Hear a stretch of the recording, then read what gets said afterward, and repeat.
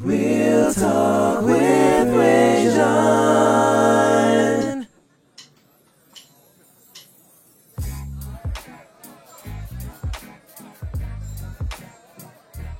Hello world and welcome back to Real Talk with Rajon, where nothing's off limits. You could have been anywhere in the world, but you are here with me, and I appreciate that. I am your host, Rajon Lewis. Now, as you guys know, one of the goals of Real Talk with Rajon is to shine a light on the great things that are happening right here in the Low Country. But today, we're not only highlighting what's happening in the Low Country, we're highlighting what's happening with the youth in the Low Country and the youth in South Carolina. It just so happens that one of our very own students, recent Ashley Ridge graduate, is actually heading an effort to support a presidential candidate. That's major. Thank you, Jacob Gamble, for joining me tonight. Thank you for having me. I'm glad to be here. All right, so for those who don't know who you are, take just a second and introduce yourself to the audience. Okay, my name is Jacob Gamble. I'm currently a sophomore at the University of South Carolina in Honors College, studying journalism, minoring in poli-sci.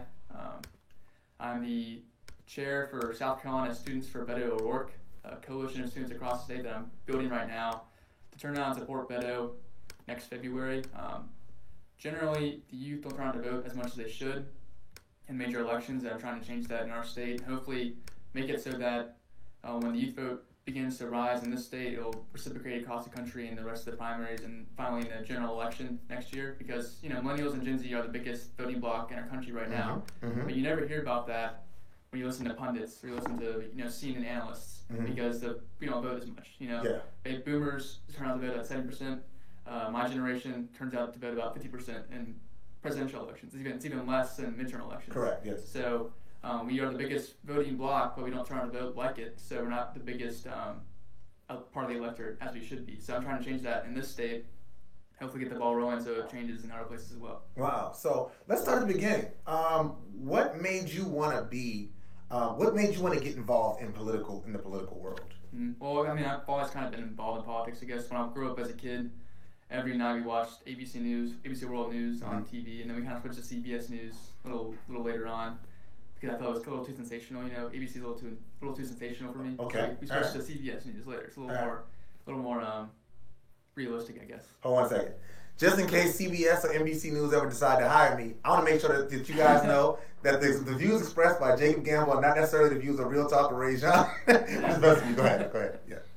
But yeah, not to bash ABC News, but I just I totally understand what you're saying. Like you feel a certain way, but certain networks you feel like they speak to you more. Yeah, I grew up on Diane Sawyer. I grew up with Jeff Buller, Scott Pelley. Those guys kind of got me into politics, following that every single night. And then I guess the first time I really followed a political event was with Obama in 2008, watching that happen. I remember watching his inauguration because we didn't have school that day. Yeah. I think it was raining or snowing that day, so we didn't have school that day. I got to watch the inauguration on TV. Yeah. That stuck out to me a lot. So since then, I've been kind of following his presidency, following national politics. I started a blog my junior year in high school that covered local politics, covered national politics, and then after Parkland happened last year, I banded with students from across the Low Country to organize the March for Our Lives in Charleston. And that's what kind of got the ball rolling in my political, involvement locally. Okay. So we reformed as Low Country Students for Political Action, which still exists today. And I actually left that group last month to join Beto. Okay, so let's talk about Low Country Students for Political Action. So I interviewed Sydney when you guys had your rally, the second rally, for the to protest against gun violence, right? That banded with the students from Parkland, which was inspired by that. What made you want to get involved in that one? Let's start there. What made you want to get involved with that protest specifically? With the March for Our Lives? March for Our Lives, yes. Yeah, because when Parkland happened, that struck a chord with me personally because I'm a high school student. I'm the same age as David Hogg. I'm seeing these kids be affected by gun violence in their own school, a place that's supposed to be safe. That struck a chord with me when I was in high school, so I felt pretty inspired to speak up against it because I feel like something had to be done. I feel like if nothing else, I should be part of it. I want to be a part of making sure that something happens because as I've grown up watching the news, writing a blog, one of the biggest issues that I've talked about forever has been gun violence and the NRA being this stain on our politics, and I wanted to do anything I could to change that. Good stuff. All right. So you grew up as a political junkie pretty much, watching the news with your parents and growing to love it. Then Parkland happens. Yeah. So then you decide, okay, now I need to do more. So how do we go from the March for Our Lives rally to working for a campaign to get a presidential election like one? It's a long, kind of a long story, but I mean, I guess it's kind of the same basic thing. It's getting the youth more representation in our democracy and fighting to end gun violence. Both things that I think Beto O'Rourke exhibits. Okay. You've seen today. He actually unrolled his Voting Rights Act plan, his policy today that would create automatic voter registration, which is something I've been fighting for here in South Carolina for the past 2 years. I would encourage pre-registration through the high schools to get students that are about to turn 18 pre-registered to vote. So when they turn 18, they can be automatic. Oh, as wow. well as same-day registration, so when the election is happening on the 28th, you can register to vote on the 28th as well. So you can register to vote the same day as the election. Oh. Also, putting an end to gerrymandering, making it so it's not an unfair election, you know. It's like, let's, for example, Joe Cunningham is running in a very tough district right now because it's gerrymandered. Uh-huh. It shouldn't be the way that it's drawn, shouldn't be drawn that way. Yeah. So it makes it harder for him to win and makes it easier for the other side to win. Absolutely. So gerrymandering is interesting. And I'm going to let you, because, I mean, I'm the host, I could talk about it, but I'm going to let you talk about it because I want them to understand, one, the basis of knowledge of which you're coming from. It's very important to establish the credibility of any guest. Right. So I want to make sure they're like, oh, this kid's young. I want you to explain to them what gerrymandering is and how it affects elections. So gerrymandering is pretty much how district lines are drawn in House elections. It doesn't really affect the Senate as much because the Senate is statewide, but for House elections, the state legislature gets to decide every 10 years when they do a census how the lines for each congressional district, for each House district will be drawn. So there's a lot of power there. So there's incentive to draw the lines in a way that benefits your party or your majority. So, for example, District 1, Joe Cunningham District, is drawn in a way that pretty much takes out all of North Charleston, which is a more Democratic area, puts that in District 6, which is Jim Clyburn District, and juts out towards Somerville, which doesn't look natural at all. Gets to the coast and it juts out to Somerville in a really unnatural way to get more Republican votes because Somerville is more conservative. Yes. So it's a way to pretty much make it so it's not an equal playing field. And literally, you can, and the way it works out a lot of times is they very strategically make their way through neighborhoods. So you can be on one side of the street and be in one district and be on the opposite side of the street. It's down to a science. Like the more conventional way you see is there's a big city in the middle of some area, and they cut it up like a pie. So there's a little slice of the city, and then you have a bunch of like rural, country, conservative areas. So it pretty much dilutes the Democratic vote. Yeah. It's pretty unfair. I mean, I guess Democrats do it too sometimes. Yeah. But it's mostly. Well, I mean, politics is politics. It's politics, but most of the time you're seeing it from Republicans. Yes. It's not being unrealistic here. Okay, absolutely. So I'm understanding you're a Democrat. Okay. Yeah, a little bit. Just asking. All right. So why? So there's like 30,000 guys and ladies running for president. Yeah. Why choose Beto? Why is Beto your guy? I mean, I watched Beto last year in a Senate race against Ted Cruz, and watching that was so inspiring to me because he came up from pretty much nothing to being this national sensation, and really just I connected with a lot of what he was saying along the campaign trail, and the way that he campaigned, the positive way that he campaigned, being unabashedly progressive, and really read Texas. That resonated with me. I feel like he's the best person we have that can beat Donald Trump because he almost beat Ted Cruz, someone that's so like similar to Donald Trump in policy-wise, very similar to Donald Trump in policy. He almost beat him in Texas, which is super, super conservative, super red. Right. The rest of the country is not that red. So if he can almost beat Ted Cruz there in Texas, he can easily do it. He can easily beat Donald Trump across the entire country. And then besides that, policies like his Voting Rights Act, I'm a big fan of. I feel like no other candidate's pushing automatic voter registration and pre-registration and same-day registration as much as he is, and I really appreciate that. And then his record on gun violence has been really, really nice. I read an op-ed by him last month in the Houston Chronicle. I'm not sure what the link is, but it's a great op-ed that he wrote on the anniversary of the Santa Fe school shooting last year. I thought it was really, really powerful. And then also, when he was in Charleston 2 months ago in March, I think it's 3 months ago in March, with LSPA, Local Country Students for Political Action, that was my group, and we had breakfast for about an hour. I got to talk to him and was really, really inspired by what he had to say to us. Wow, that's really good. That's really good. So I have to ask because I know that you're a Beto guy. I'm a Beto guy. Is Sydney a Cory Booker? Sydney she's nothing right now. She's I can't with speak anybody? for Sydney. Because I'm just asking because I know she was at the rally with with Booker. Yeah, and I didn't know it's like because I saw he like pulled her up on the stage and stuff. I didn't know if she got recruited. No. Because you guys are hot commodities, man. And I don't want you to take for granted this. Like this is major, dude. Like you're doing. Thank you. You're meeting with presidential candidates as a freshman in high school. I was a senior in high school. I'm a freshman. A freshman in college. As a freshman in college, like you're working on presidential campaigns as a freshman in college. Like there's not a lot of people who have that story. Mm-hmm. So I really want to encourage you to continue in that way, man. Like don't let nothing dissuade you. You're gonna even from this, you probably be people who are gonna chime in and may not say things that you don't like. Right. But you know who you are, and you know where you're going. So stick with that, man. I love that. We're gonna take some questions. I see some questions. We got Dustin Rhodes. Dustin's actually in Baltimore. So shout out to Dustin. I see you. He's from here, but he lives in Baltimore.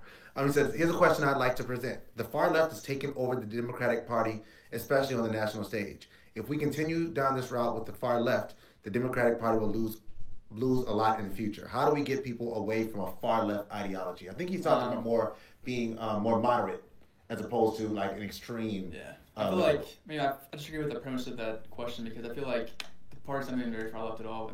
Twitter is not reality, and Twitter is pretty far left, I'd say, but I don't think the reality of the Democratic Party is that, Mm-hmm. But I'm not sure because with Beto last year in Texas, he ran pretty progressive. Not I want to say far left, but he was running a liberal campaign in Texas, a very very conservative state. And he went to places that were 95% for Donald Trump, and he almost won the state. So I feel like going far left shouldn't be a bad thing. Yeah. Well, going not far left, but going progressive shouldn't not. Well, yeah, I mean, just not to be political, but I guess this is a political segment. So, so I do think that you have to be able to pull in the other side. Like you have to be able to pull in moderate Republicans. And you can do that. Yes. Being a progressive, I guess. So you have to bring people in. So policy-wise, what do you think policy-wise Beto will be able to offer that's different than what the other Democrats are offering? I think it's the Voting Rights Act I mentioned earlier. It came out today actually, so you can look at it right now. It's like I'm not sure what the address is, but it's like BetoO'Rourke.com/ I don't know. All right, we'll look it up. Sounds policy page, but it's just I like that a lot, and I feel like that's one thing that other candidates haven't really touched on yet. Okay, and so explain just for those who may have just tuned in. Explain one more time what that policy actually is as far as the automatic voting. So automatic voter registration pretty much means that when you turn 18, you are registered to vote as soon as you turn 18. So there's no registration process, and there's no having to register to vote in the month before the election happens. When you turn 18, you're automatically registered to vote. You're sent a card in the mail, and you get the card in the mail, and you are registered to vote. Oh wow! There's no barrier to you casting a ballot in an election. Now that's something I definitely could see our current president trying to fight against. Oh yeah. Just because of the things that I've seen from him, and that's not cast aspersions on the president. Well, because it makes sense that because it means more people would vote. Right, and more young people would vote. The more minorities would vote, which would be bad for him. Yes. So. We there's a lot of I don't want to say voter suppression, but we've definitely seen that as a trend when we're talking about what's going on. If you're talking about trends when it comes to certain ideologies that are being pushed, is that less people should be able to vote for X and Y reason, and that is being pushed by a specific group that I don't want to say specifically right now. Yeah, I mean I'll say it, but I mean yeah, you can say it because you're I'm the host. Another thing that's in the Beto's plan is making election day a national holiday. Okay. Something Mitch McConnell has said on record, I'm against that because more people would vote. Yeah. Shout out to College Charleston, former College Charleston president. Yeah. Mitch McConnell. Yeah. Let's see. Jacob was great. Some comments. Jacob was a great inspiration for young voters to get involved. Their futures by educating them on the process of electing our leaders and introducing legislation. Go Jacob. All right. Another question. Do you think Beto should focus on moderate economic policy to bring in moderate Republicans? It's a good question.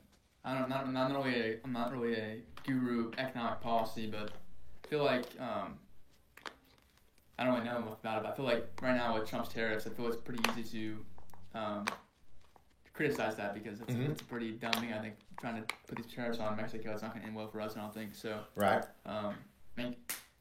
Making a move against that would be good, but I don't really know enough about economics. So right. Okay. I don't really have an opinion on that. All right, cool. So if you want more information about economic policy and that kind of thing, you can go to BetoO'Rourke.com or .org. Is that org? .com. And get information about that. I'm not completely sure about that as well. I'm still trying to leave a blank slate and let them win me. And that, honestly, let them win me on whatever side. I'm not going to marry myself to anybody or anything right now because of the fact that I believe in having I want to have a mind. I'm also not working for a campaign. Yeah. If I worked for a campaign, it'd be different. But I don't. So, yeah. Let's see. Has Beto expressed any opinion on the Stand Your Ground laws? Stand Your Ground laws. So Stand Your Ground laws are pretty much allowing you to, if someone imprisoned in your home. Yeah, so like if you think that you're threatened, you have the right. Like case in point, Trayvon Martin. Yeah.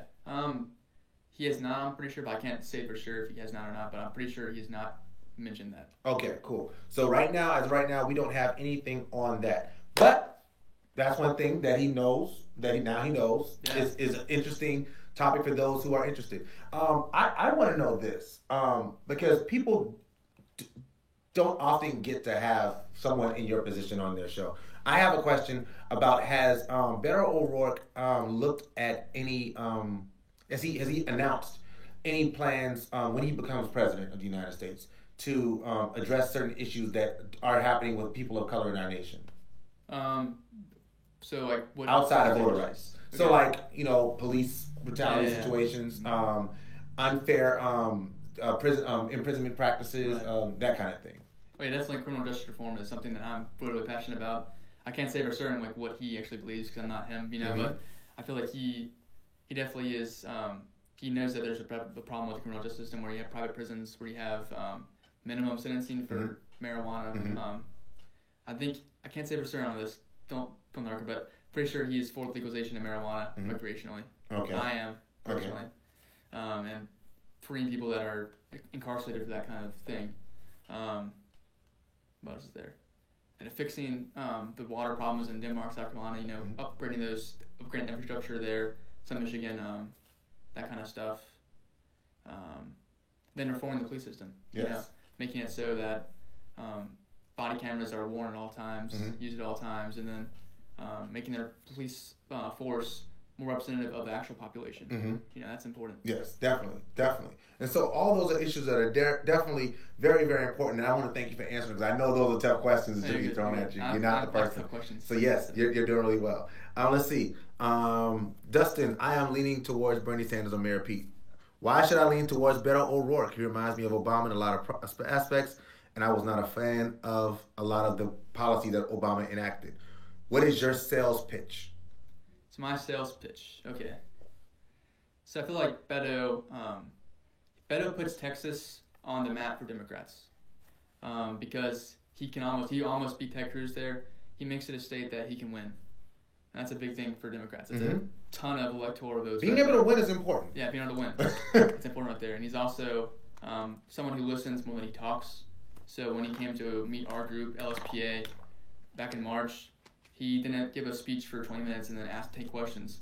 We talked to him, we asked him questions, and he responded to our questions. He wanted to learn about us. So I feel like having someone that listens in office rather than someone that's talking to us is important to have. Okay. I like that. So if they want more information about Beto or about South Carolina students for Beto, how can they get that information? So we're going to do a launch on social media sometime soon. Don't know the exact date yet, but in the next month or so, we're going to have a social media accounts set up. You follow me on Twitter or Instagram at Jacob Gamble SC. I'll have that broadcasted to you guys, and then it'll also be in all of our Beto coverage. You'll see that on social media. You'll see that social media profile come up. We'll be launching that soon. And then if you want to join the campaign to be an ambassador at your college or high school, there'll be a form you can fill out when we launch social media that you can do to apply to be an ambassador for the campaign at our school, which pretty much means representing our campaign to your classmates. So telling people, pretty much getting people out to vote for Beto at your schools. So we have a coalition across the state of students that are going to turn out to vote for Beto. Okay, cool. So I haven't been following this, but I do have this question. He's a good pitch. And that's a really good judge of character right there. Dustin's a good dude. Thank you. If there's a lot, we talked about the fact that there's so many people running Where is Beto currently, like, when it comes to the hierarchy? Like, where is he when it comes to, because I know, like, you can only have, I think, this is great right here. I want to talk about this actually. So yes, keep going. yes. So where is he when you're talking about fundraising? You're talking about things that get them allow them to be on that debate stage. Where is he on that right now? Well, he's qualified for both the debates so far. He's going to go on that, but I feel like polls at this point, I have a big quarrel with polls. Okay. Especially CNN polls or any kind of national poll because they're inaccurate for the first part. Mm-hmm. After 2016, I feel like any kind of poll, polls. You got to take it with a grain of salt. So anyone that's saying definitively that Biden's dominating right now or whatever's happening, whoever's dominating right now, take it with a grain of salt. There's not been a single ballot cast yet in this election. We're still 30 weeks away from the first ballot even being cast. So nothing right now is definitive. So with that said, I don't really know what Beto's doing. I feel like he's definitely one of the more higher contenders. I'm kind of biased though. Yeah. He's one of the more higher contenders. Oh, you got the right to be biased. I mean, you're representing him, so you're doing a great job, by the way. Thank you. Freshman in college, doing a great job. I couldn't have done this good Thank you. when I was. You were what, 19? Yeah. 18 still. You're 18. See, I couldn't have done I this. turned 19 in a few weeks though. See, I couldn't have done this at 18. So you're a killer. Thank you. So okay, about the polls, I want to keep talking about. Oh, go, polls. yes. I feel like people, at least like pundits, they rely on these polls way too much early on. They're using that as an indicator of how Beto is doing or how he's not doing. I feel like there's a lot of animosity about that. I feel like that's just inaccurate to rely on any kind of poll. It's early on. So if you're someone that's looking at the election or seeing these polls, take it with a grain of salt because the way they do these polls, at least the last CNN poll I saw, they didn't poll anybody that was between 18 and 45 because they do it by landlines, so they call someone's landline phone. Oh yeah. Who's gonna pick it up? But nobody's got a A landline. 20-year-old kid Right. or someone that's retired. You know, no one who has landlines anymore that are my age. Right. So you're not gonna get an accurate representation of the electorate by doing that. So I feel like that's not the most accurate way to. So just don't take the polls for fact, especially after 2016. Yeah. Yeah, the polls told us something totally different than what happened on election night. I know that. Yeah, that's a great point. But the good polls come from local newspapers like Post and Courier, Des Moines Register. Those are going to have better poll numbers, more accurate poll numbers because they're actually on the ground with the actual caucus goers, with the actual primary goers in the states, rather than some blanket national poll.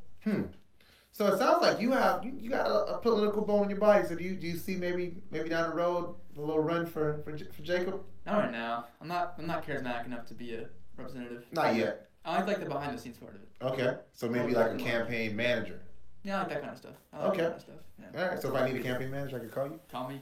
Yeah, you get my number. All right, there it is. All right, cool. So this is what we're gonna do. We're gonna wrap, but before we wrap, I'm gonna let you. I'm gonna give you a time. Okay. Give them that final pitch. Get them out voting for Beto. Okay. Gotcha.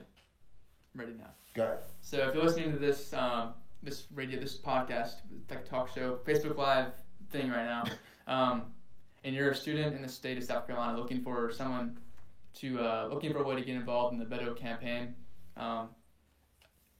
tomorrow I'm actually going to be on my social media accounts. I'm going to be sending out a link to a Google form where you can apply to be an ambassador for the Beto Work campaign at your college or high school, and pretty much represent the campaign to your classmates and make it so you're encouraging them to vote in February for Beto Work, or just to increase the youth voter turnout in February to get the primary results for youth up.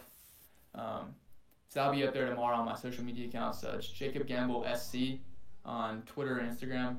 So Jacob Gamble SC. And then a more blanket statement here about our current politics is that the youth vote is not represented as it should be. We're underrepresented because they don't turn out to vote like baby boomers, like Gen Xers do. We turn out much less percentage than they do. They're around 70%, we're around 50% in presidential elections. So we need to change that in 2020 and beyond to make sure that Gen Z millennials, the largest voting bloc in our country, is getting adequate representation in our politics so that our leaders look more like us, listen to us more, and the pundits, the analysts are actively wanting to know what we think rather than the adults. So we are an important part of the electorate, and we need to be fully counted and represented. So my goal is to do a coalition across the state for students for Beto Work to turn out to vote next February, to kind of get the ball rolling nationwide on getting more youth turn out to vote in these elections. That's all I got to say. So. All right. Y'all heard it. South Carolina students for Beto. Jacob Gamble, chair. Yeah. Amazing job. Thank you. Low country, born and raised. I love it. I love it, man. Yeah. I love it. I want you, like, even beyond the political part, man, I just want to see you win. Thank Like, you. I want to see you win. I appreciate that. Like, that means a lot. So now, the challenge is out there. We've had Jacob on. He's represented Beto. If you want to come on and you want to represent your candidate, if you are a political, you are the local representative for your political candidate for president, governor, senator, mayor, ombudsman, whatever. Come on the show, man. Let's talk about it. As you can see, I try to be open. I try to give everybody an opportunity. Jacob came on. He nailed it today. Thank you. He's only 18 years old. If Jacob doesn't run for something one day, I promise you. Anyway, you got a lot of support here, man. There's a lot of people that are here that have your back and are with you. So we're going to share this video out. We're going to get as much support for you and for your cause as we possibly can. Thank you so much for coming on. I really appreciate it, man. Thank you so much. One more time, give me your social media. It's at Jacob Gamble SC on Twitter and Instagram. So follow there. All right, follow there. And he says there's a big announcement coming tomorrow. Tomorrow morning. Yes, tomorrow morning. Tomorrow morning, he has a big announcement coming. And as you know, my name is Rajon Lewis. This has been Real Talk with Rajon, and it's been real, man. The main thing when it comes to politics, y'all know my whole thing is I don't care who you vote for, but I want you to vote. I want you to get educated, and I want you to vote. Mm-hmm. We can't sit home and complain about the things that are happening in this country if we're not willing to make changes, if we're not willing to be a part of the solution. Shout out to everybody. Shout out to Pastor Dixon for mayor. You know I support you. I got you. Oh, yeah. If this is something that you're serious about, if you're serious about what's going on in this country, if you're on here complaining about what's going on in our country, if you have a problem with the current administration, whether it be local, statewide, federal, or national, then you need to be getting yourself educated so that you can vote in November. Don't wait until next November. Vote this November. Vote next November. Midterm elections. Vote in every single election you can because that's how you make your voice heard. I want to thank you guys for watching. This is Real Talk with Rajon. As you know, we do this every week. I'm getting back to it every Wednesday night from 7 to 7:38, whenever it ends. But y'all know how much I love doing this. If you have something that you're doing in the community, it does not have to be political. Let me know. Hey, Rajon, I have something I want to talk about. I want to come on the show. Let's see if we can get a time to get you on the show because I want to get your stories heard. There's so much talk about the negative that's happening in the world, but there's so much more positive. And that's the light that we're going to shine because always remember that if a man doesn't stand for something, he's bound to fall for anything. And that's Real Talk. I'll see y'all soon. Peace.